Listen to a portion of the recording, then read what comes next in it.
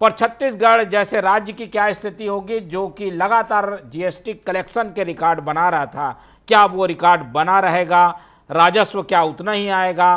क्या इस कमी से कुछ छत्तीसगढ़ के विकास में असर पड़ेगा? इस पर हम एक एक करके प्रतिक्रियाएं लेंगे। पहले एक विशेषज्ञ टिप्पणी ले लेते हैं अनिल द्विवेदी जी की और उनसे समझने की कोशिश करते हैं कि सीधा फायदा उपभोक्ताओं को तो दिख रहा है, पर छत्तीसगढ़ इसको लेकर कितना उत्साहित रहे? छत्तीसगढ़ जैसे उत्पादक प्रदेश इससे फायदे में रहेंगे क्या अनिल जी?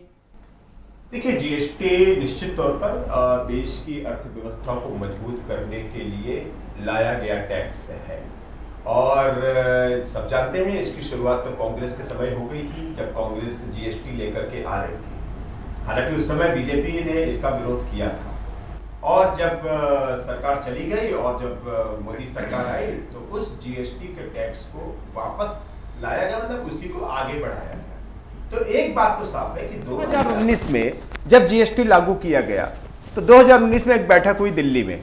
तब स्वास्थ्य मंत्री वित्त मंत्री कौन थे छत्तीसगढ़ के? टीएस सिंहदेव थे और उस समय वित्त सचिव थी रीना बाबा साहब कंगाले।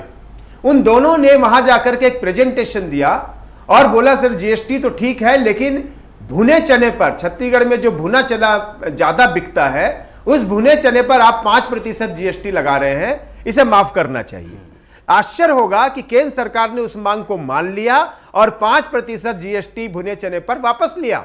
किसके कहने पर? टीएस सिंहदेव ने। और सिंहदेव ने आकर के फिर यहां पर सारे मीडिया को बताया कि देखिए हमने छत्तीसगढ़ में जीएसटी जो है 5% कम कराया। यह भी एक कदम था कि छत्तीसगढ़ की जनता के लिए आपने कदम उठाया। लेकिन आज यदि मोदी सरकार जीएसटी पर राहत दे रही है तो आपको राजनीति क्यों नजर आ रही है? वो भी तो जनता के लिए ही है, वो भी तो वो भी चाहती है, बीजेपी और मोदी सरकार चाहती है कि जितना से कम जीएसटी हो सके उतना ज्यादा सरलीकरण किया जा रहा है और इससे छत्तीसगढ़ की जनता को और पूरे देश की जनता को फायदा पहुंचेगा।